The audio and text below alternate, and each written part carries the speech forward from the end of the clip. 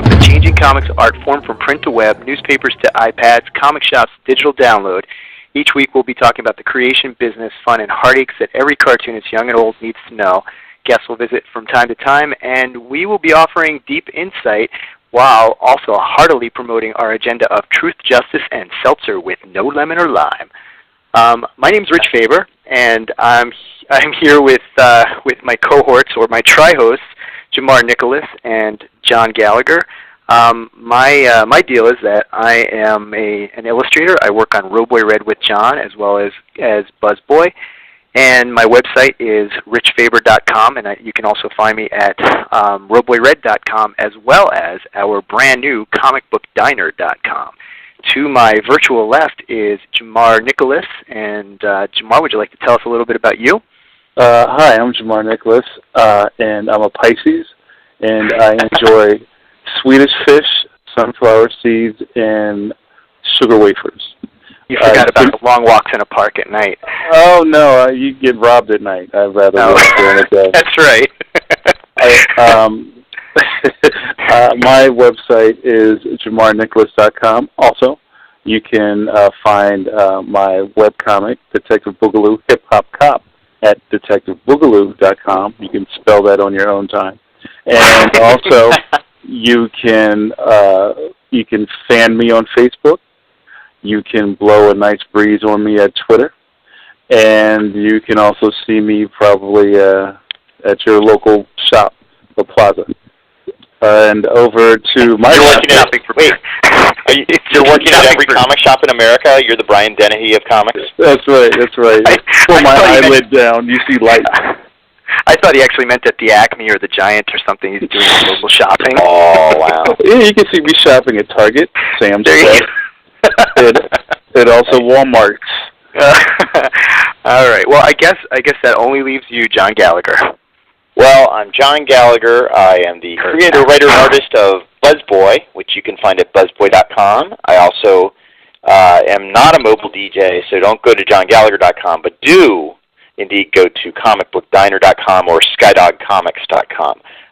So all those roads, especially the Comic Book Diner, leads to all three of us. And as I sit here, I still have a beard. I am teaching Jedi camp, and I just broke the leg off my Mary Marvel action figure. Nice. Wow, it sounds like you've had a busy day, John. I have had a busy. That's all I've done is Jedi, beard, Mary Marvel action figure. Well, you know what? I'm actually going to just kind of jettison the beard talk for now, because I actually have a topic that I was talking about my beard. What's wrong with my beard? Yeah. You know, this could be a running commentary we do throughout every single show, but I have a feeling people out there aren't really that interested in hearing it every single week. Oh, he just dissed you. Yeah, well, I don't believe this. But I do actually. You know what? It's funny because I'm running the board, as it were, of TalkShoe, and I believe let me see. I'm just going to play for a second. See if I can. I'm going to. Bye, everyone. It was nice talking with you. Hold on. I'm going to. Let's see. I can block the chat. I can allow chat. I can. Hold on. I'm going to mute all. Can you guys hear me? Can you hear me? Uh-oh. How do I? Okay. I just unmuted you. Could you hear me? Thanks, John. Oh, thank God. I couldn't breathe. That was horrible, John. Please don't ever do that again. Let's just remember that technology can be a pain. So, okay, go ahead, Rich. Jettison. Go ahead, jettison me. Fine. Jettison you. It's not you, John. It's your beard. But beard.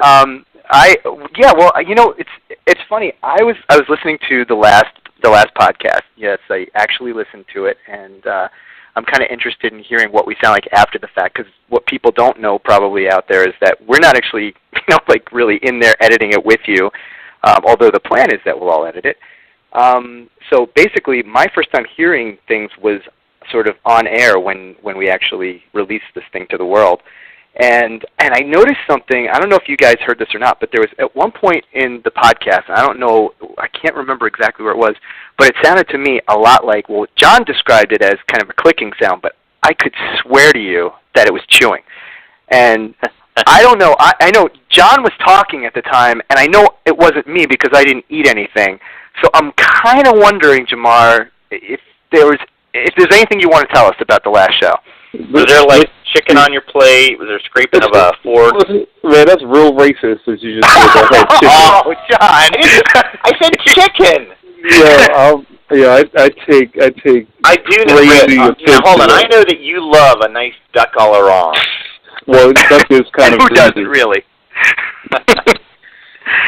No, it was weird though, because I heard these noises and I thought, all right, well, is somebody eating? And this is not. I didn't hear this while we were recording, so I'm not sure where this came from. Maybe there's a phantom eater. But the cool thing I thought about it after being a little upset about it for a second, I was like, you know what though? This is pretty cool because we're actually at the Comic Book Diner, so we're talking about comics, and somebody is chewing on the broadcast. I mean, isn't that cool? Jamar, do you want me to mute him?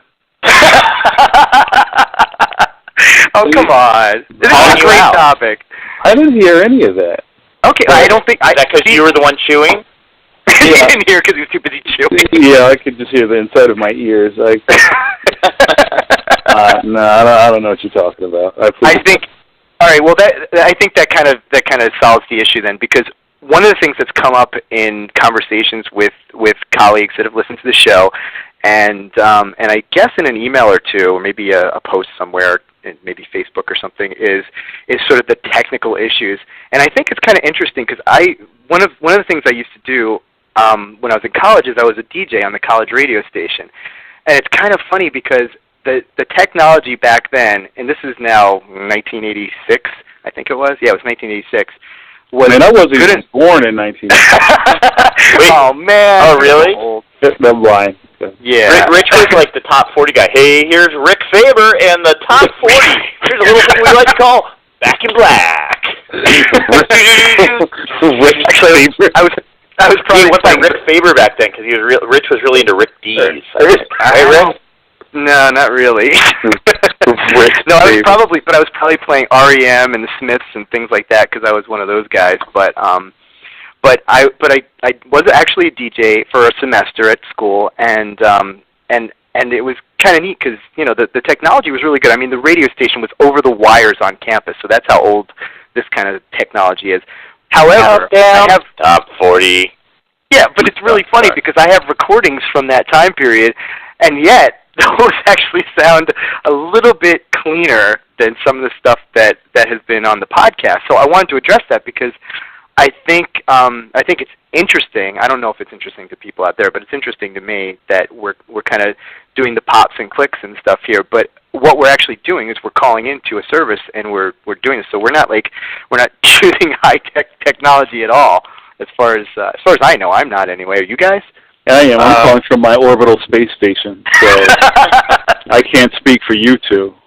Well, I think most people listening to podcasts are used to the quality not being quite like FM satellite, but I do admit, when Rich, at one point you were going to go, like, most people may not know this. Oh, okay, that popping and clicking was my dog knocking my pencil sharpener off the table.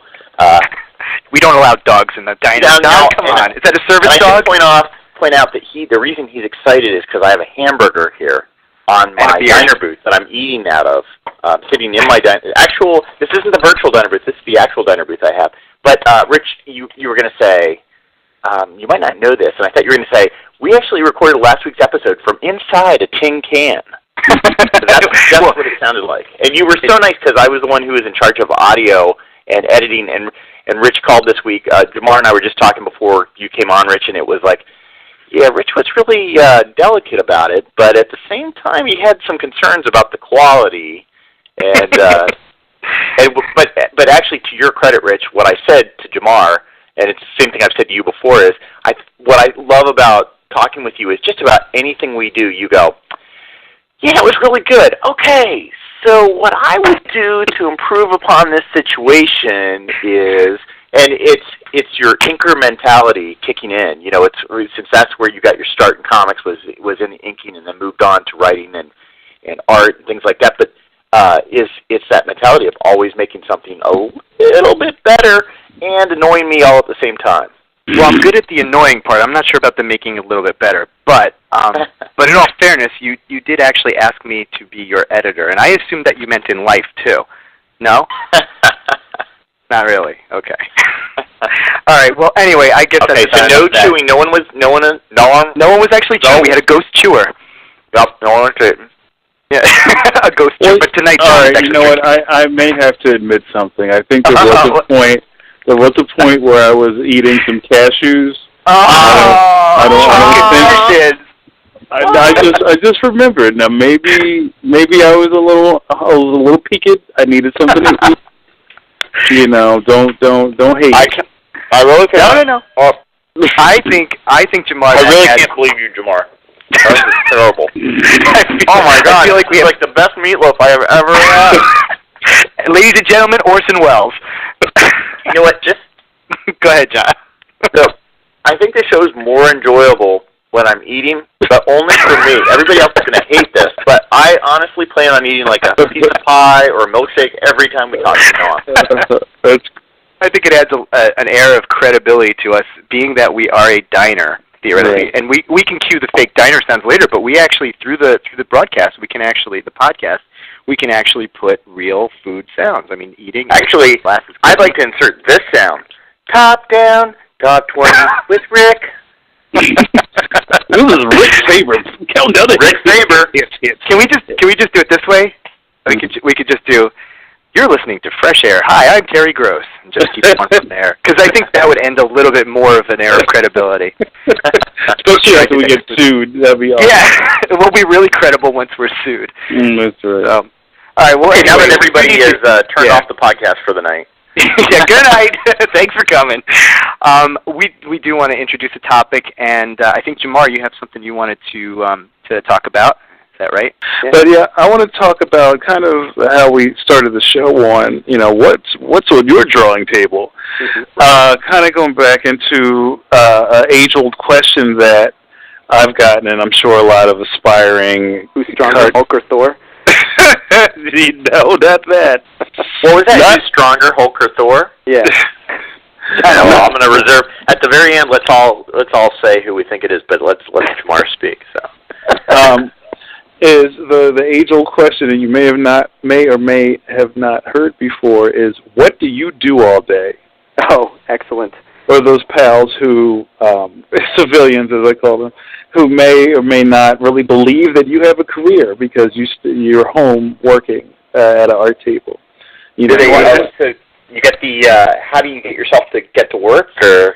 No, I think it's more a question of, you know, when you literally, what is it that you do all day? Because, you know, you're always home. The lights are always on. What are you launching missiles from your basement? What are you doing? As you grow your goatee. As you grow, see, you got your Unabomber thing going on. And people don't get it. So where are you going with this one? So where am I going with this? Yeah, what's your point, man? I don't know. Well, what I wanted to ask for you two guys and myself to share with the audience is, how do you structure your freelance lifestyle to, you know, get your work done, to find new work, to balance your relationships, be it family, friends, or, you know, just a social life. Yeah. And you know, and go to sleep before the sun comes up. You want to take this one first, John? Jamar, I want to hear from you. What do you do? All right. Well, I have varying degrees. Like, without getting into too much detail about my deal, I'll just do a straight up. Jamar's home. What's going on? Okay. All right. Well, wait, hold on. Let's see. It seems like what's going on. Little Marvin Gaye. Yeah. All right. Well, the first thing I come across is, and this is where I start breaking things down with Rich. We were talking about this earlier offline. Is, you know, that dog? Can you hear that dog barking? I can hear the dog barking. Is it your dog? No, it's not my dog. It's a dog in the diner? That's unhealthy. That's sanitary. Give him a Only golden retrievers are allowed in the Sky Dog or the diner. I'm sorry about the dog, guys. It's just, you know. Dog! It's ambiance. We'll edit the dog out. You know, there's some fallacies that come from, you know, people who don't know any better or who may be jealous of, you know, your cavalier lifestyle of, you know, working from home in your socks. One that is filled with naps. You get socks? Filled with naps? Wait a minute, let me finish it. Okay, go ahead. It's filled with naps. It's filled with Maury Povich watching. It's filled with Xbox. And, and all these other type of distractions that aren't realistic. So when, Wait, is this what people are envisioning, or are you saying this is your actual... No, dude. No, this is what people think. Okay, all right. Or, let's just say you have a pal, right? And this pal has 9 to 5 day job, and he wears a short sleeve shirt with a tie, and he hates his deal. Does he go out with his fedora? Yeah. Yeah, I forget. He goes to work every morning with his fedora, and you're like, oh, yeah, man, I just finished banging out this cartoon. And you're like, dude, what do you do all day? Really? And I've had these conversations before. So when I say, no, you know what, I try to be really disciplined, and I know it's hard because everybody's got their stuff and their routines, but, I don't take naps, and I don't roll over out of bed at 10:30, 11, 12 o'clock. I guess I'll get up. I'm up at 8 in the morning, and I'm trying to get situated so I can get into the studio. And, you work till you eat, then you go back, maybe make some phone calls, try to keep working, and not every day is filled with frantically scribbling on a piece of paper. There might be reference days, or there may be the day you need to go grab your digital camera and go outside and take pictures of stuff, or, what have you. Every day is a little different, but it's busy.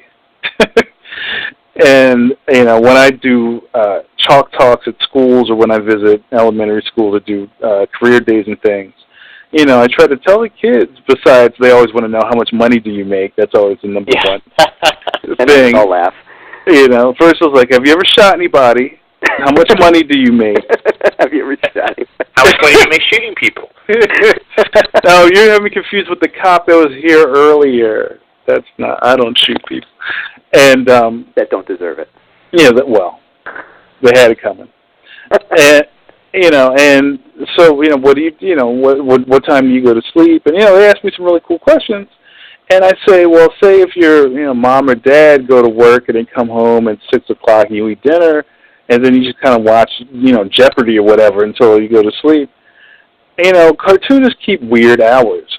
You kind of work until the job's done, or you fall asleep at the table. I think that's right. There's nights, especially when I was running on my deadlines for this book, I go to bed at 3 o'clock every night. I go to bed at 3:30 every night. I go to bed when I was tired, and so, you're looking at maybe 12, 13, 14-hour days working, which is a far stretch from, 2 breaks and a cigarette at the day job. Watching Mad Men again. Yeah, and a scotch. In your office. See, I don't know if I'm losing the point of what I'm trying to get at, but what I'm trying to get at. You're saying it's work. It's hard work, and it's just a lot of time. Yeah, I think it's work, and I think it's work that people don't get because they're not there, or they don't really understand the magic trick that comes out of drawing this stuff. And I don't think you're only addressing the fact that we're artists. I think you're also addressing the fact that we work for ourselves. We're self-employed individuals, and our business can be our office can be the dining room table, or in my case, I have a studio in my basement, and you, it's really up to you to be your own boss, which means that, when your employee is slacking off, your employee is you, and you, as the boss, have to yell at you. Right. Which is a very strange, abstract concept, but as a freelancer, you're here by yourself. You really need to be more disciplined, in fact, I believe, than most office workers, because there is actually, a timeline that they have to be at work. There is a deadline, at the end of your structured day, and if you have a structured day, whatever works for you. I mean, sometimes, my day will end at 3 in the morning as well, and I don't like that, especially because my little guy gets up at 6 or 7 o'clock in the morning, but that doesn't matter. The job still needs to get done, and if that means that I lose the sleep over it, that's what it is. Right. So it's just the same as if, like my dad for years got up at 6, 7 in the morning, and he went to his job at his office, and there were times when, he had to stay late for work. But late for work at those, in those places, generally it was like 6 or 7 o'clock. Late at work for us could be all-nighters. But your dad, Rich, your dad was like a car salesman, right? So when I was growing up. Not when I was growing up. Oh, okay. And I don't say that like that I'm going to be facetious or anything. I actually say that's someone who really has to freaking work for a living, because they got to be there, and you're only making money when you're selling. And well, that's true. I think that relates. It's funny because in a way, my dad was a psychologist, and he worked at this facility, and he had to work. He was an administrator, so he had to work all these long hours, and he always comes up to me, comes to visit, and I'm working on a project, and he's like, wow, you work too much. And I'm like, yeah, I got it from you. Yeah. Yeah, my dad would say that too. When I was growing up, my dad worked for Sears. Actually, he worked as a controller for Sears, which meant that he ran the computer section. Basically, he was NORAD for Sears. I was going to say, like, he sold computers, like the Tandy, no, 2000, the Amiga. He knew nothing about Sears, but he was in charge of he worked on a Commodore VIC-20. Dude, I had a VIC-20. So we're talking 1970-something, so there was not even a Commodore at that point. It was just a big reel-to-reel. It was a room. I went into that. It was loud. It was really, really loud. It was an entire room was the computer, and go into that room, and it was freezing cold because they had to keep the climate set at a cold a cold temperature. But the cool thing about it is that he got all of this printer paper in rolls and rolls and rolls, and that's actually what I drew my first comic books on. Oh, that's were cool. These long. My comic books, basically rolled up on this printer paper. So that actually explains a lot about your inks. I'm back from you. I actually use printer ink. I dump out the cartridges and I put them in bottles. I could never figure out why your inks look like dot matrix. I stipple it. It was dot matrix. So where was I? Where were we? Yeah, we lost track. I think we're just basically talking about the fact that what we do, despite the fact that it seems like people see us at conventions and they come up to us and it's like, hey, you have a cool job, this is really great. But the reality is we're sitting here by ourselves, working on stuff by ourselves, and we have the company of the TV or the radio, and every once in a while one of our kids might interrupt us, or wife or girlfriend or whatever. Right. And you just it's basically they're coming in for a little visit, they go away, and then you're back to work again. And I had times during the course of my marriage, I had times where I would get up with Tracy, she would go off to work at 7, 8 in the morning. I would work through the day, she'd come home, we'd have dinner, I'd go back to work and work until I had to drive her to the train station the next morning again. And then I might sleep for a few hours.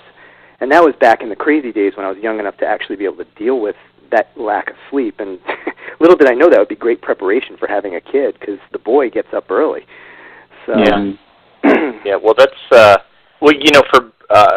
me and a lot of different people, I mean, it's sort of that balance between I actually have a sports marketing company I've been doing a lot of work with, and I have an office space that I go to at times, but there's a lot of flexibility. At the same time, it's just like being any job, whether you're a cartoonist solo or working for someone, there's a lot of flexibility in a sense. You could sleep until 10 if you want to, or 12, but then you got to work till, I think Jack Kirby used to, I read an interview, he slept till 11:30 in the morning, but then he would work till 2 in the morning. Yeah. And it's all what works best for you, but it's a matter of do it however you need to, but you have to get the work done. And then when you're self-publisher, you also have to be marketing yourself. You have to be going out and getting the work, and we've all done some work for corporate people doing comics and things like that, and that's a completely different thing. Those are set deadlines that have to be done, or you don't get paid. And when you self-publish, the problem is sometimes there's not enough motivation there. You have to self-motivate, and it can be frustrating because you're not sure, am I going to get any money out of this? I don't know.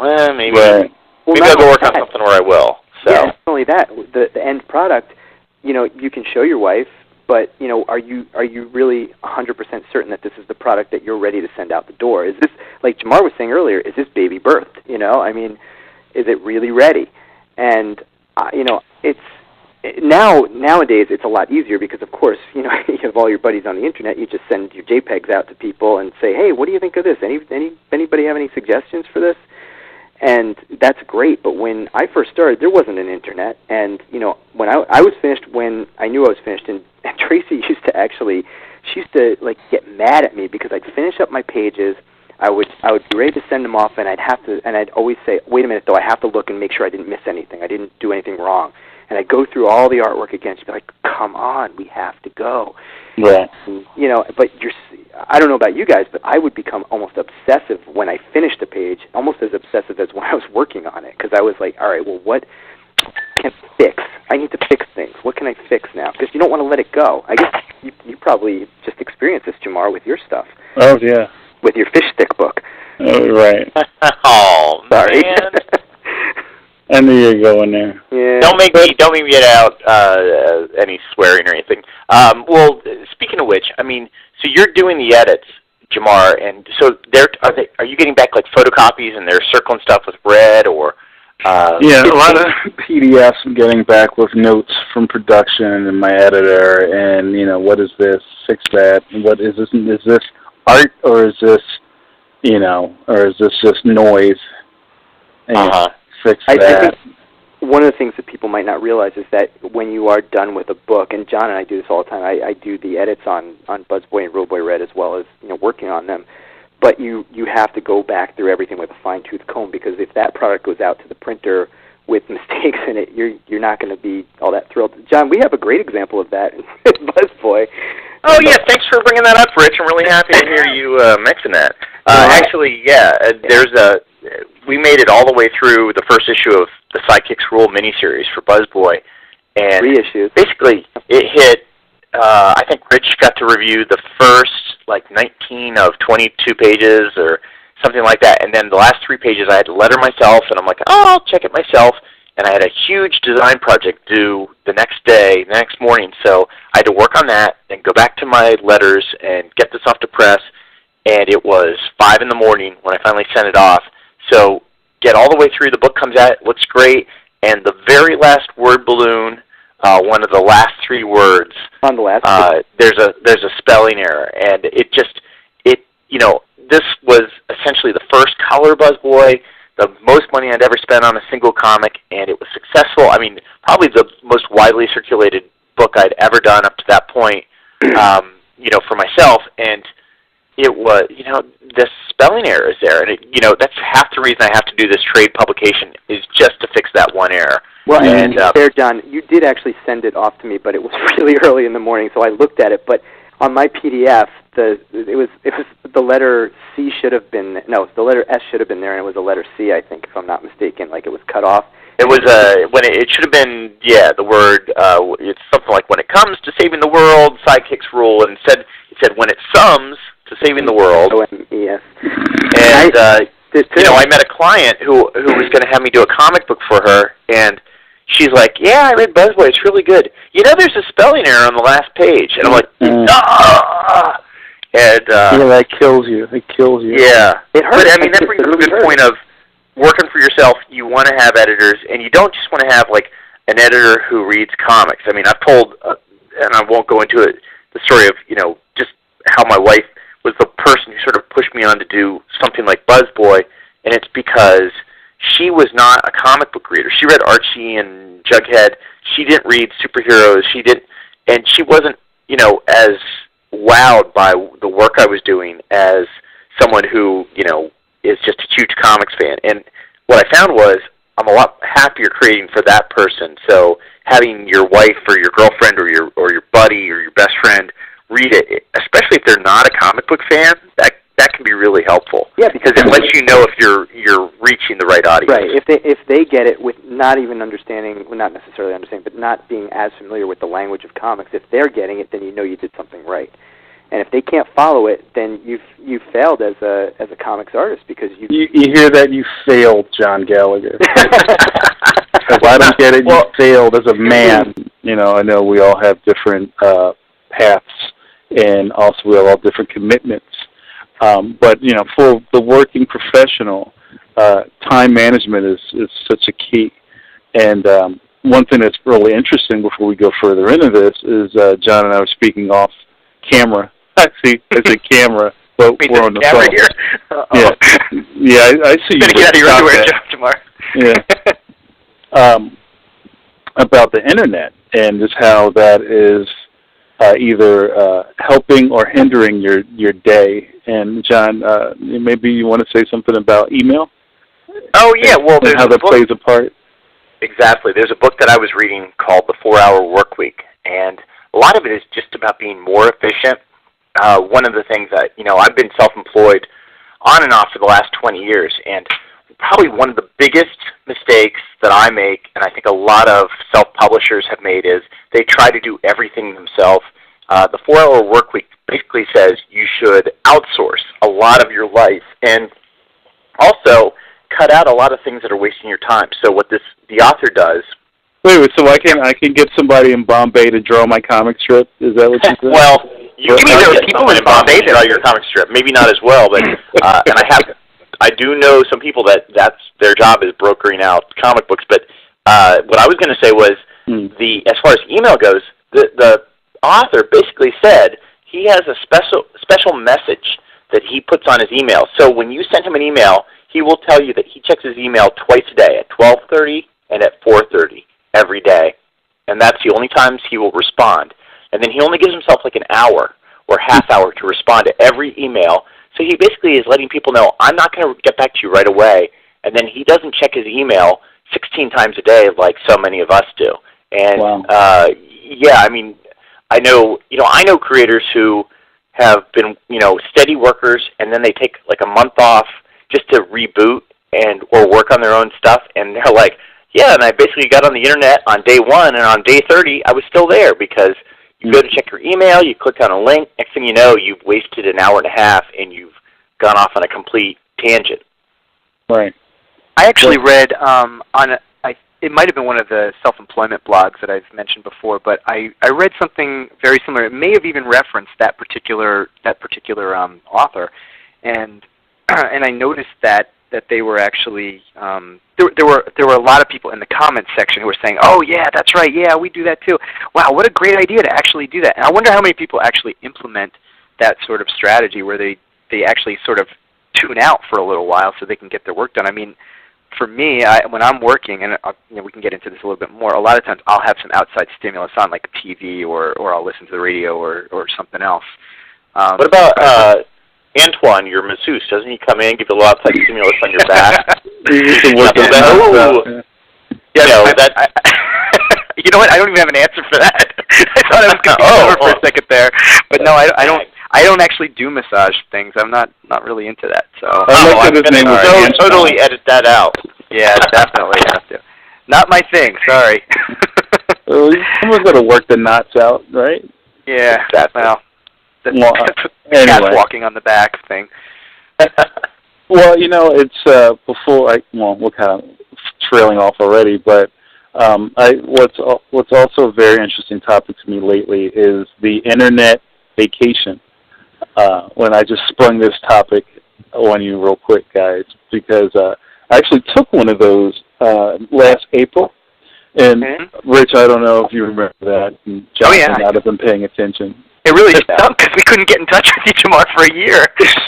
But you know what? I think we would have started to email you about that. We would have started this podcast actually last year if it weren't for Jamar's screwed up internet vacation. Well, it sounds really silly, and I got a lot of slack from people who just thought, well, how can you not be on the internet? They just, they couldn't fast. Is that how you were? Is that how you were able to do so much? I mean, you said, what was it, 120, 140 pages of your graphic novel. Is that how you were able to do it? Was you just basically turned off everything and you just sat down and just put your head down and worked? Well, I wish it was that easy, but the way my brain works is, I don't know, I might have like a half ADD, half OCD blend, like a martini or something with a little garnish. You got ACD?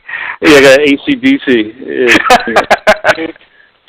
This is Rich Faber with Top 40 ACDC back in the Talk podcast. We're gonna have to mute John. I think. and Rich, I'm pretty sure you don't. Nice. That's good. That's really good. Well, down to that. Well, what I was saying is that I have a lot of stuff. I have the Facebook, Twitter, the blog, also my Fat Wonder Woman blog that we could talk about another day. And I have all these little, I call them mental real estate signs in my head, and I have to manage all of these properties. And some people, that's cool, and that's a nice little escape, and it doesn't bother them. They can just fire something off and go right back to work. But it all takes up space in my head. So when I know that I haven't been blogging enough, it bothers me, and I just I have this new voice in my head going, you really should be blogging right now. or when I'm blogging, the art table is saying, you should be over here right now. Why are you doing that? So I had to just silence all this stuff so I could really focus, and I declared an internet vacation for myself. And what that meant is not that I was totally free of the internet. I still check my email and things like that, but I stopped actively posting on social networks and also my blog. Like I said, the social network, like Facebook, tweeting, blogging, all that stuff. I just didn't do it. And man, I can't tell you how much air that cleared in my head. For really the only thing I need to focus on is these pages, and not tweeting about what kind of sandwich I ate. It's really funny that you brought the topic up tonight, though, because Just ate a sandwich?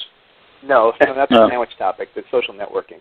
For the last, I would say the last several days to a week or so, I've been working on the various venues that we have. We have the Comic Book Diner website, and we have our Facebook page now.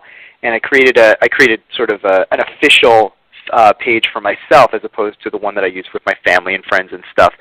And I'm sitting there. Rich. Hey, Rich. I'm sorry. Yeah? I don't mean to interrupt you. But suddenly you just became like 100% clearer. Did you do something different? No. Are you like standing under a cell tower now, or? No, but there is a storm that's about to rage here, so maybe it's the maybe it's coming in crackling. I apologize. I just was like, whatever you're doing, do that some more. He's holding it tight with the key attached. I've got the key up in the air right now. I'm just waiting for lightning to strike. I am in the Philly area, so there you go. Motown Philly can't be beat. Yeah. My God. So I've been working on all of the various websites, Facebook, etc. And I was just thinking today, as I was setting up my own page, how much time I have just spent on all of this that I really could have been sitting and drawing. And I wasn't thinking so much about sitting and drawing, even though I probably have stuff I should be doing. But I was thinking, okay, well, how do I manage all this stuff? Because, I mean, really, this is a necessity for promoting ourselves as, a venue for Comic Book Diner, but also myself as an individual, as a freelancer. And Jamar and John, I know you guys have your own websites and promote too. So, I mean, how do you actually manage that time so that you're doing that stuff, the promotional aspect of things, as well as the actual creative process?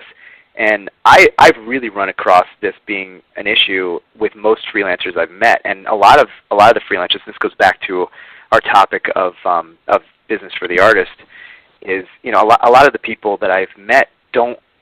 They're all curious. I mean, everybody seems to be curious. How do you manage all this stuff? How do you keep it going? A lot of people just drop the promotional aspect because they don't have time, and then you wind up. You get to the end of your rope basically at the end of the last project. It's like, I haven't done anything lately. To connect with people. So what do you guys think about that? Outsourcing to Bombay. It all comes back to outsourcing. Yeah, man. It's the well, John, what do you do with stuff like that, John? I mean, do you have aside from outsourcing, do you have a way of promoting as well as creating? Well, I've always had trouble with it. I mean, I find myself doing one or the other most of the time. So I'll do what Jamar does in a smaller sense. I'll just disappear for 3 days.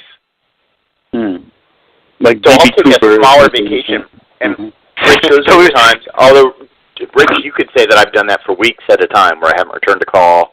And Yeah, that is true, John. You don't know how to call people back. I just thought about that. I'm going to put you on blast. It's true. You know what the secret is, Jamar? The secret is to actually act as though you're his editor, and then he actually does get back to you because it's his own work. Okay. So he actually does call me back. But if I call him up and say, "Hey, you should hear what my son just did," he hangs up on me immediately. He's so cute. He said poop. Click. Click. That's it. And he said, "I love you, Daddy." Click. No, but I know you do that, and I know that it's not a slight to the people that are trying to contact you, but sometimes you just have to do it. You have to turn off everything in order to get the things done because you're doing your own thing, and if somebody's interrupting you every 5 minutes, then you just can't get it done. Right? Yeah, well, I basically my day is I start off the day with my kids, getting them ready for school, and right now they've got like a summer camp, and then I basically spend the first couple hours working on my comic stuff, my personal comic stuff, or trying to get, the actual creative part of my daily job done, which is, again, comics. It's, Rich, you've said before, I'm the fastest slow artist and it's a case of, it's not that time drawing the comic, it's that time getting to the drawing board and getting that comic done that takes me forever. Right. So I'm the same way, Jamar. I look for distractions. I had a professor used to say, when I have a deadline, my house has never looked cleaner. And it's one of the things you're just looking for an excuse. Well, if I just clean this cubby in my office here, I'm going to be able to draw this so fast. Wait, hold on. Is that a spot on the couch? Oh, I got to better clean that off. And it's like you just look for stuff. But then once I get going, procrastination. Mm-hmm. Exactly. I don't want to stop once I get going. And that's almost just as bad because then I can't get myself into my office and, there's actually people that I need to talk to, and then I get calls or emails, and people are like, "Are you even alive?" I mean, I'm sure those are actual emails to me. Yeah, I really have, and I've had, I admit I have really strained and even probably lost a few friendships because I will get into that. It's the opposite of the ADHD. It's the hyperfocus, and I've suffered from that my whole life, and it's probably made me a pretty decent comic book creator at some times, but also made me a bit of a jerk as a friend and a husband. Wow, that's deep. You're cutting right to the quick. But I'm okay. Deep thoughts with John. We're all okay. You're okay. I think that might be a thread that we have in common, though, because I do something similar, the hyperfocus thing, where and the productive procrastination. I'll get into my studio and I'll look around and I'll say, I can't work like this. There's too much reference from the last job here, and there's too much. I never clean that brush out, etc. And I got to do all that stuff before I get to the actual work, and that will sideline me for a little bit. But on the opposite side, the flip side of things is that the hyperfocus sets in. Once I do sit down, I do actually sit down and never stop. And like sometimes there will be times where I'll be working, and it's like I started, getting into what my day is. When I'm working on something, I get up with my son, I get him off to daycare or to whoever's watching him that particular day, and outsource. I outsource my child. You outsource your child. He's living a very in Bombay right now. Bombay. In fact, he's in Bombay now. Nice. Do you know how hard I'm fighting not doing like some sort of Bombay accent that will offend please all 12 of our listeners? Yes, please. You might not know this, but our ratings are so high in Bombay. Because you mentioned that. I wish they'd give us the 5 stars on iTunes then. Yeah. Exactly. Well, we also have one fan in Spokane, Washington, so I just want to say, hey, Spokane! So anyway, I'll get into, I can't believe I actually remember what I was saying, but I get into what I'm doing, and it's like, by the time I start working, after I've gotten my son off to school and everything, it's usually 9 o'clock or so. That 9 to 10 period is when I catch up on what I call the business side of things, which is checking emails, getting back to people, making some phone calls to clients, between 9 and 10, maybe 10:30 or so, and then I sit down and actually do the drawing and stuff. And sometimes I'll sit down, it's 10 or 10:30, and I look up and it's 5 o'clock, I haven't gotten up. I haven't used the bathroom. I haven't eaten, and I don't even realize how much time has passed. It's crazy. I don't know. Do you guys get that too? You're scared. Do you guys experience that too, where you get into such a hyper-focused mode that you you don't even realize like the time is passing? No, not me. No? I'm pretty well aware of what time it is, but it doesn't slow down at all. I try to just stay in the. It's funny. I'll try to get in the chair, and if I could stay in the chair past 30 minutes, then I'm good, and I lock it in. Yeah. But my butt's real itchy for those first 25 minutes. Like, oh, what's that? Oh, shiny. And I keep getting up. Oh, look, a butterfly. Yeah. By the way, John and I. That's John and I. We describe you that way. It's like, there's Jamar. Oh, look, a butterfly. That's what we do. Wait, what? Whoa.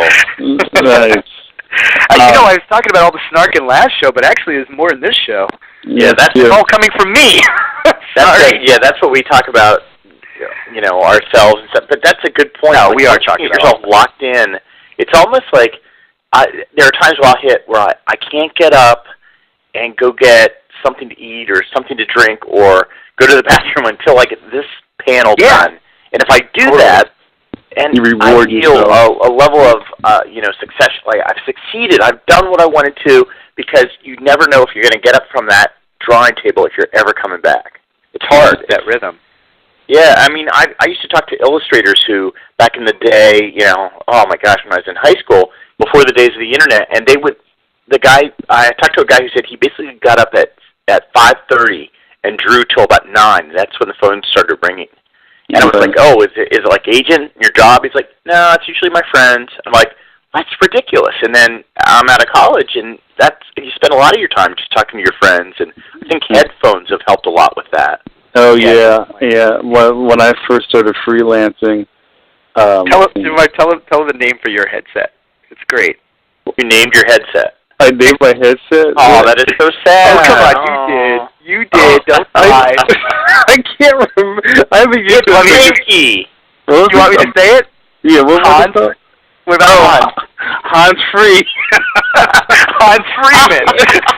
I forgot all about Hans. Isn't that great? Hans Free. I thought it was Hans Freeman, actually. It could have been both. I don't know. Yeah. But yeah, I do remember Hans. Hans has shortened his name since I last saw him. He's Swedish. Well, Ellis Island. That's right. Oh. Yeah. Hello. Used to be Hans Friedman, now yes, Hans Free. Is it Hans Free? Oh, now we're doing for Scandinavian accent. Yeah, that sounds Jamaican. Well, somehow I'm safer with that accent than doing like an Indian, Bombay. Yeah. Well, that's unfortunate. And we're going to edit right here.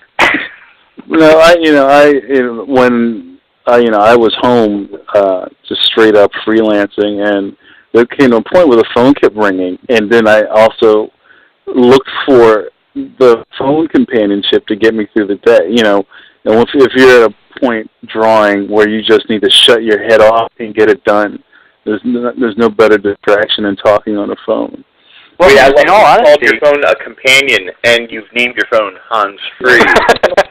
There may be a bigger issue than the OCD. OCD, ADHD. He's a good friend of mine. I broke him in half, though. My phone.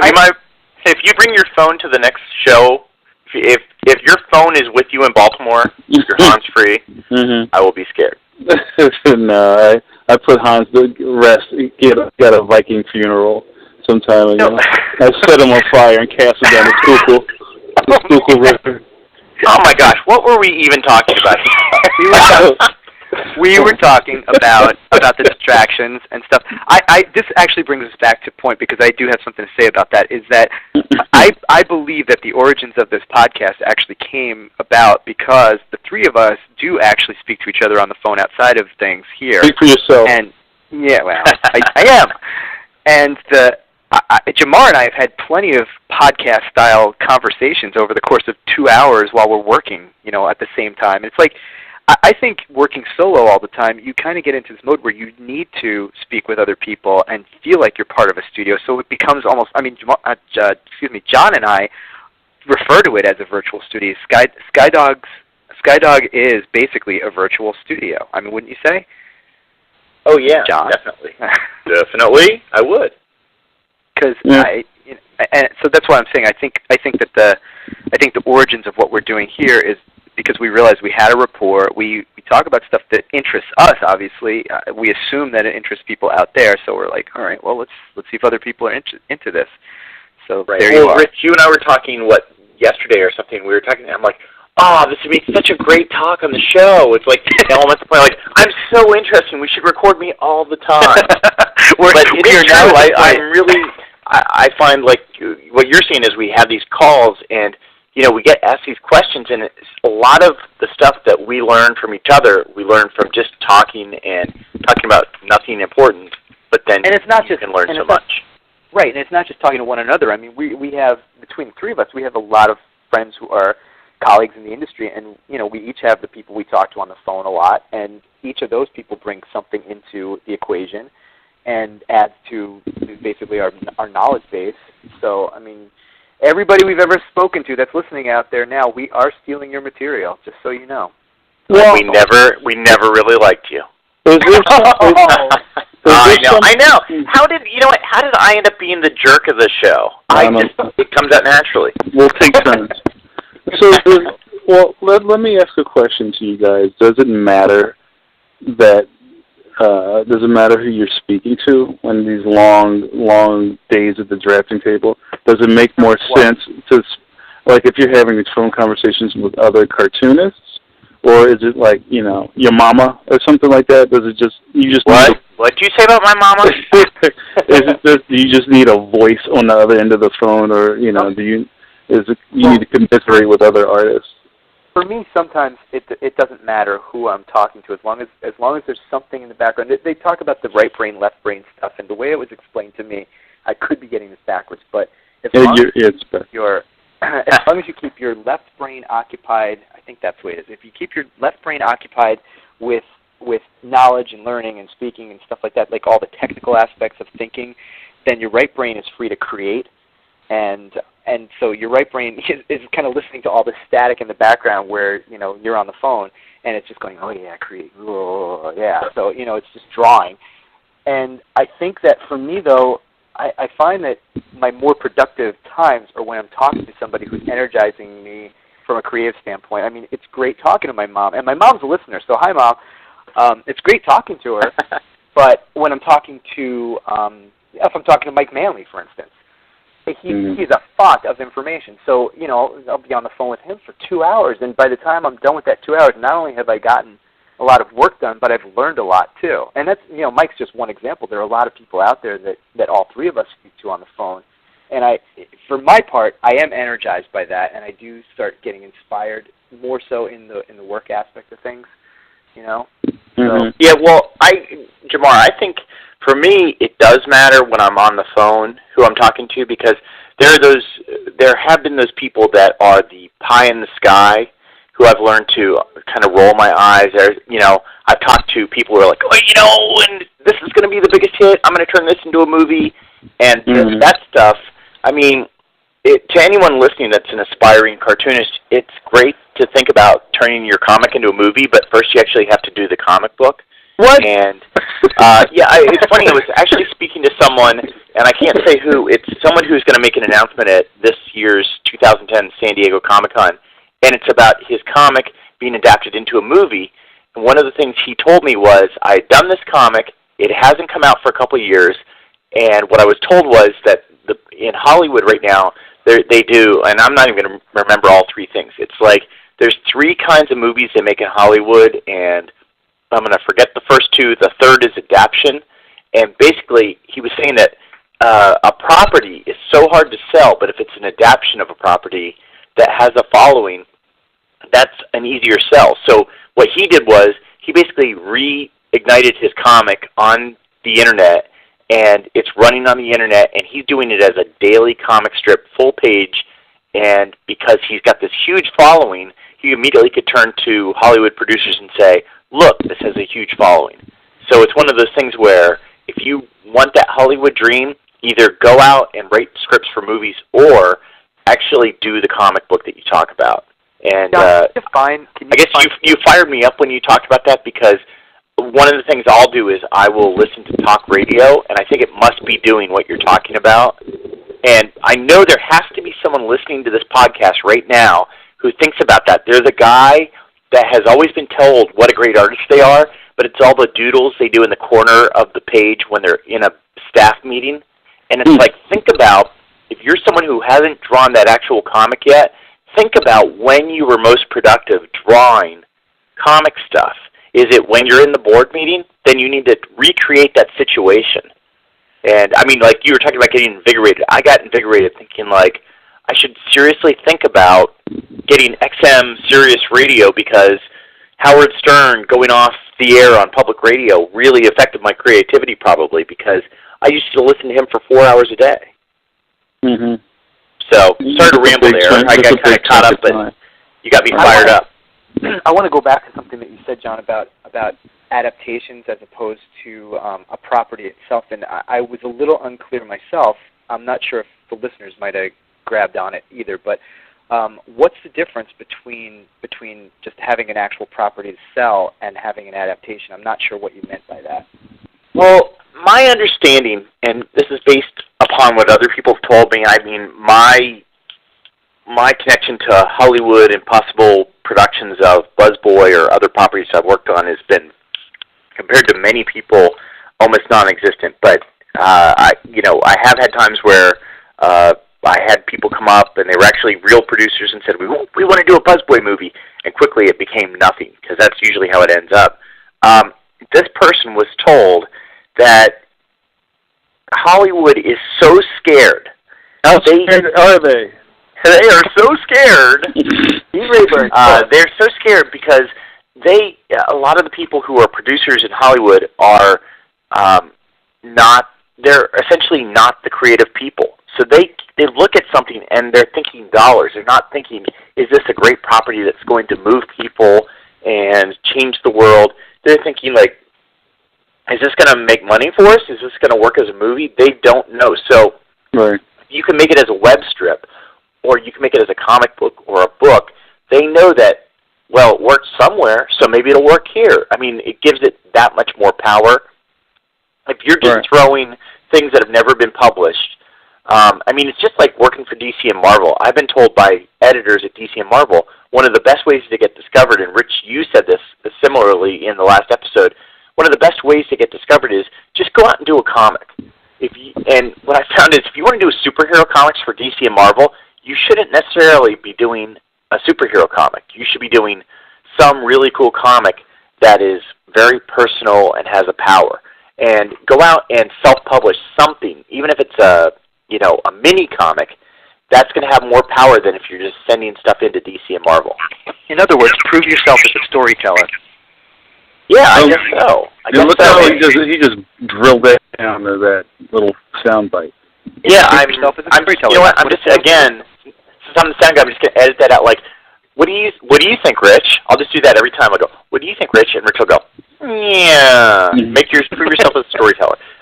But even then, you have to fully expect, if you go into Hollywood, is they're going to figure out a way to screw it up. And you have to make that decision at some point if you're going to go forward with that or not. And I guess the decision really that you have to make is, all right, do I need to be true to my artistic self and not be able to let go of my property because it means so much to me in my heart, or do I need the bucks, right? Right. I mean, isn't that what we're talking about here? Yeah, I think so. And sometimes you don't even really get the bucks. Yeah, sometimes you just sell it, and it's just we have a friend who has options on so many different things that haven't been made, and it's frustrating because he's got his heart and soul into a lot of this stuff, and he can't do anything with it because it's sold, but yet he hasn't made any money on it.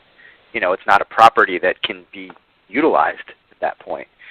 So, it just... Yeah, well, and it all goes back to, I mean, there's two schools of thought on it, but I had an opportunity recently to I entered into the America's Next Great Cartoonist contest, which was through the Washington Post. And it was a case where you're having this big contest, and your cartoons are reviewed by Gary Trudeau from Doonesbury and Stan Lee and, a bunch of different really good cartoons, Stephen Pastis, and who does Pearls Before Swine. And for me, I was just excited at the idea that Stan Lee was going to be looking at something I did. But I've heard of him. he's a nice Asian man who works on comics. The thing is, I know I'm going to offend all nationalities tonight. Well, you already said I ate chicken, so you. A lot of people eat chicken. Come on. I'm going to live that one down. I fully expect someone to punch me in the face at some point because of something I said tonight. Well, by the way, I have to share this because we're on the food topic again for just a second. But I did in fact eat fish sticks with my son tonight. So going back to Jamar. Oh, fish sticks and I've done. That's my favorite meal. First, we have a nice meal of fish sticks with a little tartar sauce. Then we pull out a knife and a gun. And then we watch SpongeBob and go to bed. Back to your point. Anyway, I think John. I don't even know how that related. I can understand if I was talking about food, but so anyway, the whole thing was I wanted to be reviewed by these guys, and my hope of hopes was that it was going to reach into the top 10, so I at least got recognized. And I didn't make it, and part of it was probably because my stuff was too detailed to work in a comic strip format. Whatever. Maybe it just wasn't funny, and it was this thing called Hero Sandwich about a little kid superhero, and he's growing up in a family. And but anyway, the thing was, I had a point to the whole thing, is that I didn't submit Buzzboy because the syndicate would have owned 50% of Buzzboy if I got a syndicate deal out of it. And it was one of those things. I didn't offer up my best stuff because I didn't want to give away my heart and soul, which, at this point is Buzzboy. And that is a big thing, in Hollywood, is are you going to hand over the thing you've been drawing since you were a little kid, like Eric Larson's Savage Dragon or Todd McFarlane's Spawn, or especially Jeff Smith's comic book Bone. He had a deal at Nickelodeon, and he was developing it, and at one point, from what I understand, he wasn't happy with the way things were going, so he walked away, and his dream of making a movie went away with it because he wouldn't sacrifice some of his beliefs. And I was lucky enough to meet Jeff a couple years after that and talk to him, and he basically said, it'll be a movie someday. It's just not going to be the movie I didn't want. It's going to be the movie I want, even if I have to animate it myself. So, there is something to be said for holding fast to your beliefs. Word. It's funny because actually when you and I came up with Roboy Red, do you remember? I don't know if you'll remember this, but when we first started talking about it, one of the things that we discussed was, well, what happens if this becomes an actual property that we want to sell? And we were like, oh, yeah, well, we're creating it for that purpose and everything, so, we're just going to sell out. And we were so thrilled about the whole idea of it. And then something happened. Over the course of the last 8 years, I think we kind of fell in love with the property. So, as dear as Buzzboy is to your heart, I think Roboy is as dear to your heart and my heart in this one. I don't know that we could, sell out, so to speak, without, feeling like it was awful because we were losing our vision somehow. And we've talked about this, I think, a few times, but I don't know how we would actually do that if somebody approached us, which is not to say we wouldn't be interested if anybody out there listening is interested in doing something. But and you can reach me at 555-1212. But it's funny you bring that up because I was just speaking. You just sold the property out from under us, Jamar. See? Yeah, he outsourced you. Have you ever thought about? Those hats that you can put 2 beers in and then drink out of? Yeah. Apparently, they feel Roboy Red is the right mascot for that company. Our all-ages little boy robot property. Excellent. He's the beer bot now. He's Beer Bot Red. I think Beer Bot. Wow, that came up with something new. That's a new product. We copyrighted that. It's on the air. It's copyrighted to us. Beer Bot. No, but I mean seriously, when we were talking about Roboy, it was one of those things where it's like, yeah, we're creating this because we want to see this as a cartoon, and when we did actually talk to some production companies about the possibilities, and nothing was actually solid or offered or anything, but we did have to, John and I did have to discuss between us, well, if something does happen, how are we going to handle that? Are we secure enough with this that we can just let it go and, let Roboy sail off and be somebody else's baby? Or is he really our baby? Can we, not handle that? And I don't know, Jamar, do you have anything like that that's come up where you've had to make that decision? No. Well, now, Jamar, I know you, I definitely know that you have been represented for different properties and things like that. I would think that Detective Boogaloo or some of the other stuff you've done would be, perfect in different venues and things like that. I mean, one would think, wouldn't they? Well, what would happen if somebody approached you about Boogaloo, for instance? What would, hypothetically, how would you feel letting go? And this is just, for the sake of people listening. So are you saying selling all the rights or just selling control and still making money? Or Well, any and all of those things. All right, if it comes down to selling all the rights and making money or retaining creative control and making very little money, which would you choose? Well, here's my thing, and I don't want to sound very egotistical because, just one slip, and I'm a jerk. One slip and you're John. That's right. And I'll be outsourcing. Rich Let me just tell all you people what I really think of you. But, I've always had this thing with me where, remember the old potato chips jingle, crunch all you want, we'll make more. Yeah. You know what I mean? And once again, food comes out, and now I'm hungry for potato chips. That's right. If we start hearing crunching, we know who it is this time. That's right. There's some sort of crunching noise on the track. I don't. I know some people who feel like they have one baby, and they don't want to get rid of the baby, and that's cool. I understand that, but I've never really felt like that. Not that I just want to give stuff away willy-nilly, snapping fingers, but Are you really interested in the property? I think we talked to Willy Nilly LLC, and the talks kind of went cold at some point, but you never know. We don't try to burn our bridges over here. So I just feel like if the right thing came along and the price was right and everything felt good, then yeah, I might be interested, but because I don't feel like I could never make anything else, if that makes sense. Right. Well, it does make sense, and this brings up another topic which came up in. Well, hold on. Before you do that, Rich, let me just add. It was actually the very first time I ever displayed at San Diego Comic-Con, and it was back in 2001. Is that right? Would that have been right? Yeah, and I was set up.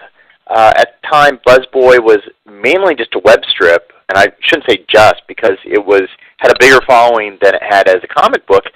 And I set up as BuzzBoy.com, and I thought, oh, well, this is going to really get attention because I'm doing a web strip. And they kind of stuck me back in the corner of the con, which they next to the bathroom. Yeah. Yes, exactly. And I had a big banner that it had made, and I had some guy come up, and he's got a video camera, and he's filming me, and I'm like, oh, tell me about BuzzBoy. And I tell him, at the time I think I said he's a too much TV watching, junk food eating superhero.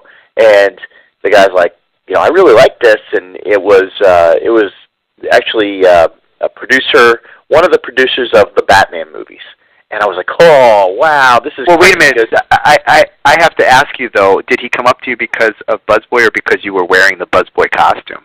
I was not wearing a BuzzBoy costume. And I will never admit to having worn one in public. So anyway, he was not there to produce anything himself. He was there for another company who he introduced me to. Dewey Cheatham and Hal? Dewey Cheatham and Hal, exactly. Wanted to, was interested. They didn't say they were going to. They were interested in making a BuzzBoy movie or animated. They were actually interested in kind of like a 3D kind of thing, and this is before The Incredibles.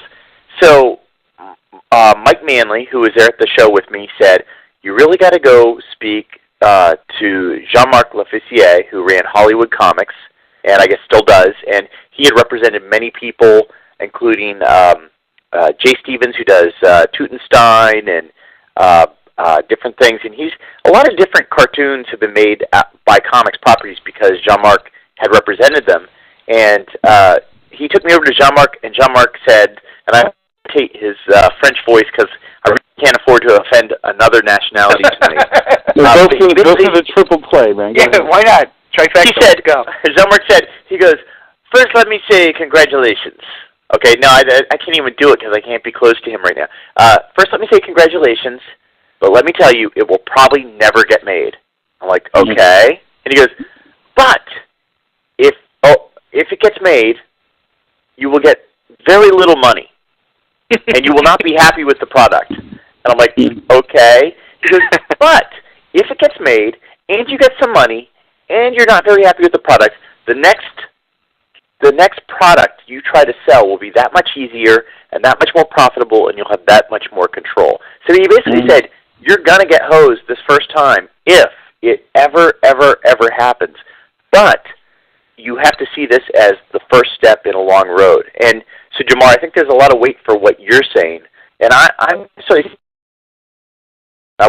not saying I would love to have full control, and if I could do that, I would. But I would understand in my mind that there's some stuff that isn't. There's some stuff that's more important, and it was a lot less important when I was 25 and didn't have 3 kids, but now I do, and I think it's true. Everybody has sort of their breaking point, and but having said all this, I think one thing we should point out to anybody that there's a lot of professionals listening, but the listeners who are looking to get discovered or publish a comic is one thing you can't do, which I hope all 3 of us, I don't think any one of us does. You can't sit there in your studio and think about how rich you're going to get. You have to just do what you're good at, which is draw the comic or write the comic. You have to focus on what makes people interested, not on, you can't be one of those .coms that counted their stock options before they came to fruition. You have to build a product before you can sell that product. Go ahead, Rich. Go ahead. I was just going to say, I don't sit here thinking about how rich I'm going to get. I sit here lamenting how poor I actually am. Oh, nice. I feel like leukemia is on the rise. I do hope that it happens. I do hope that it happens. But I mean, let's be honest here. How many properties get sold? I'm really not trying to be down about it because I believe in what I do, and I believe that there are things that I will do that will make me a lot of money at some point. But realistically, you can't focus on that, and you cannot sit here and believe that that's the thing that's going to happen and assume that's going. I think that's the better word. Is you can't assume that's going to happen. You have to assume that you have to work your butt off no matter what for however many years it takes to get to the point where somebody may or may not even notice you. And then, like Jean-Marc was saying, there's a lot of ifs. If this, if this, if this. And if all of those things happen and you happen to be really lucky to strike gold, then you can't just sit on your heels and just live with that either. You have to keep producing. So what you're saying, Rich, is a lot of ifs make a but. Oh, wait! I like how Rich toned it down to something positive. Jamar found a good punchline out of it. Well, I'm the best I am at what I do. Now, does this tie in with your Fat Wonder Woman blog? You're going to talk about that now, or no, the big butt? No, there's always it's like in Pee Wee Herman. There's always a big butt. Yay! That's what it is. I think it's, since John brought it up, I think it's worth mentioning your little sideline, even if it's just in passing. Yeah. Well, no, let's not talk about that yet. Let's talk about something else. That'll be next time, folks. Yeah, that'll be next time. That's what we call in the business a tease. That's right. But no, I wanted to just pile on that and say that the main part of anything you do in this world is just, at the end of the day, you have to do the work. You have to do the work. Especially in comics, it's all about your body of work. Mainstream comics, it's your body of work. And, the web world, it's, how many years have you been doing this? Everybody needs cred in some degree. And it's very rare that somebody just shows up out of the blue with some amazing polished piece of work and, gets swept away onto a red carpet. You really, and like Rich was saying, you really can't think in those patterns because it's not realistic. Huh? It's always what's next.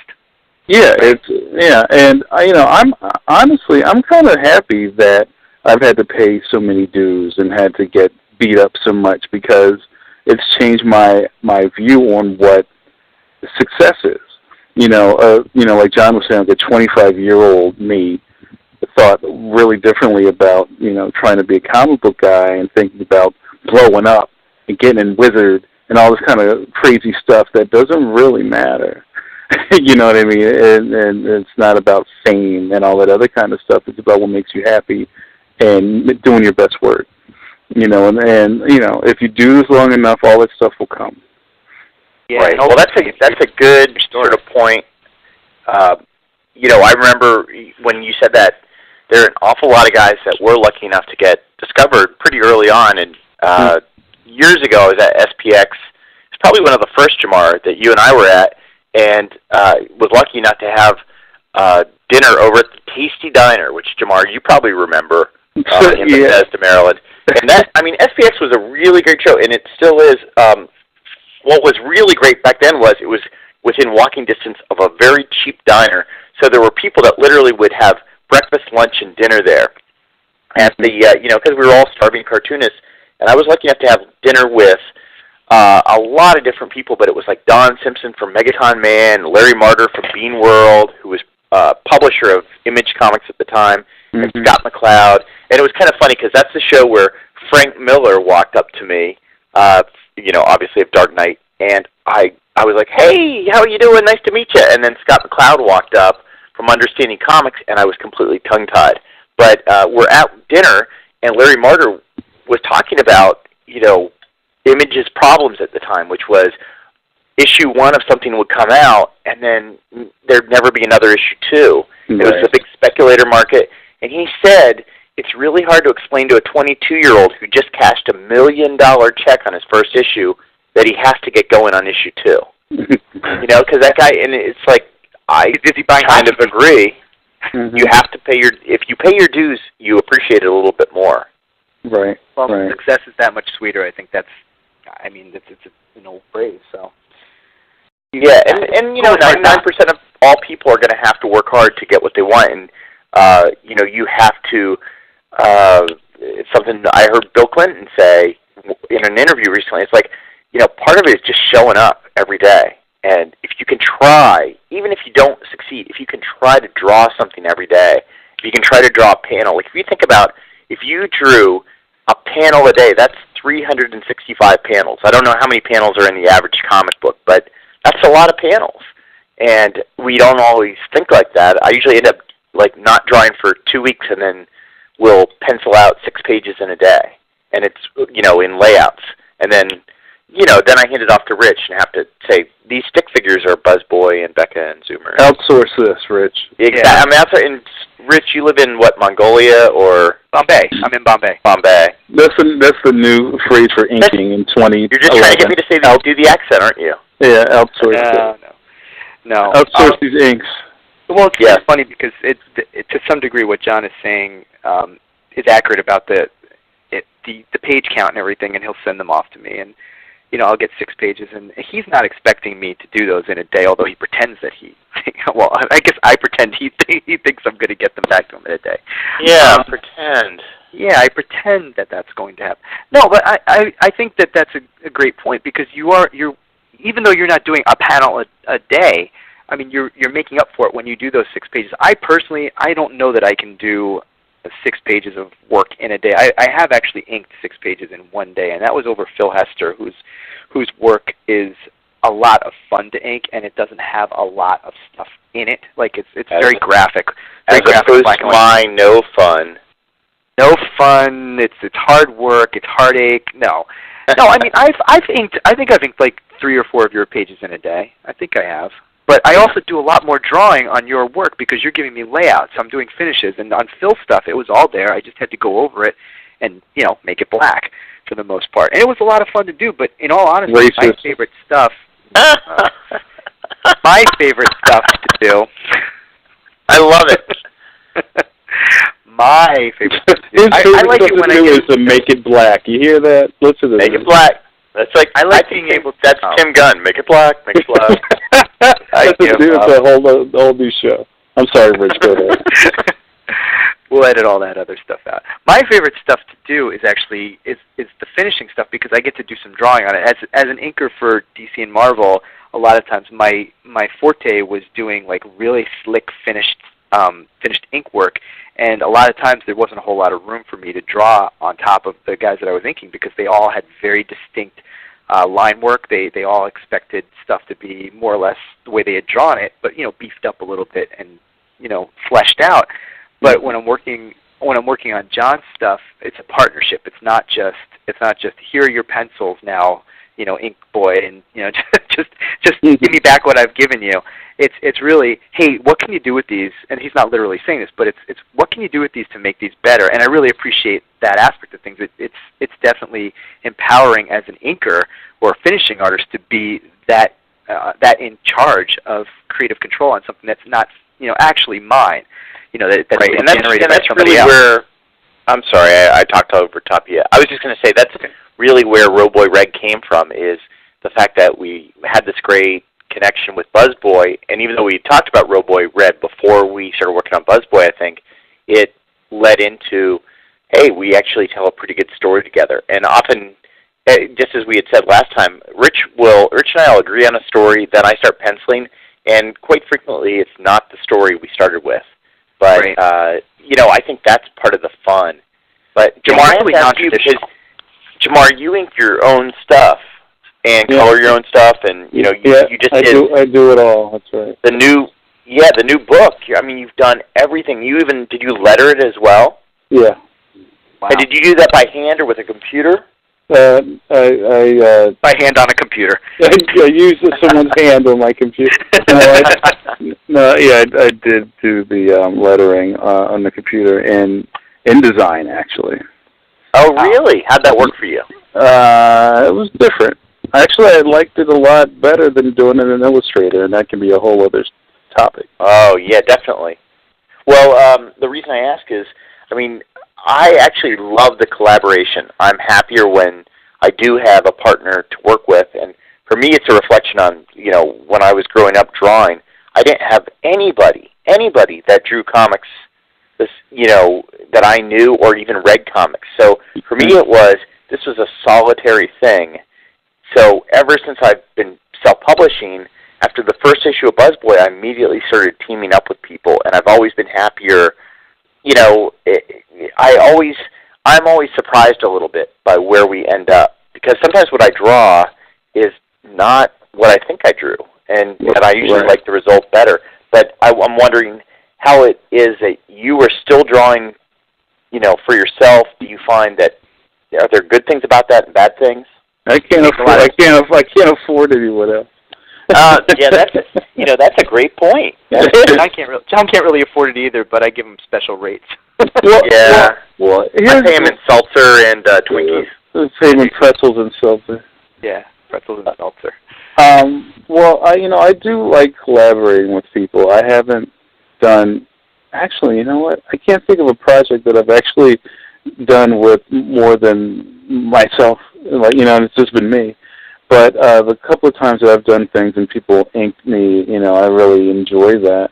I try to get people to color me. And, hey, there's another little... Oh, yeah.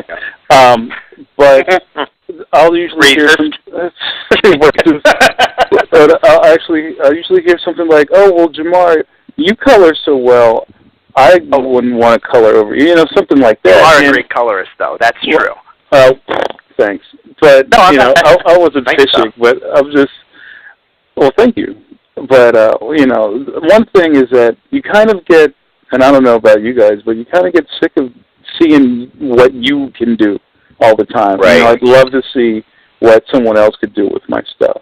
I'm perfectly happy to see what I can do all the time. I spent a lot of years having other people see what I can. No, I'm teasing. But, I actually have a couple of like secret squirrel things going on with different artists for other projects, and I'm trying. I saw that in Newsarama. Jamar Nicholas drawing Secret Squirrel for Cartoon Network Comics. Yeah, man, with the trench coat and the eyes through the fedora. That's all. Oh, Secret Squirrel! What are we going to do today? that's racist. And what nationality was that? That was Peter. What Peter Lorre was like British. I still don't understand where that accent came from. But and what else was I saying? Oh yeah. So what? Well, it's funny. When you said racist, that's gonna stick. I'll be like, wake up at 3 a.m. Did he really think I was racist? I'm sorry. Complex. I didn't mean to put any guilt on you. I'm sorry. I got enough. I'm not Catholic, but I've got all the guilt. Oh, and I've offended all the Catholics. Let's see. You think you have one or two more things to cover. You got to get that people in there at least. You'll notice how quiet I am during these conversations. Yeah. So, I'm not even gonna. All right, that's enough. Go on. All those stories we could bring in. Hey, we probably should wrap up. It's getting late in the broadcast, but did we even get to the topic? I think what was the topic? What do you do? Was there a topic? I think it was for what should people do who are working in their studio that need to listen to something while they draw, and I think the answer is the Comic Book Diner. Oh, nice answer right there. And we're out. Thanks, and we're out. Well, I'm John Gallagher. I write and draw. Oh, my dog just sneezed. Sorry. I'm John Gallagher. I write and draw Buzzboy. Also work on Roboy Red with Rich here, and you can visit both those. Man, I'm so tired. You can visit both those comics at roboyred.com and buzzboy.com. Also, come visit us at skydogcomics.com, comicbookdiner.com. There's too many URLs here.com, and jamarnicholas.com is I'm about to take over. That's right. And also, you know what? Just Google me. How's that? Google Jamar. You'll find him. Just Google. I'm easy. Jamal Nicholas. Jamal Nicholas. Oh, no, racist. Man. All right.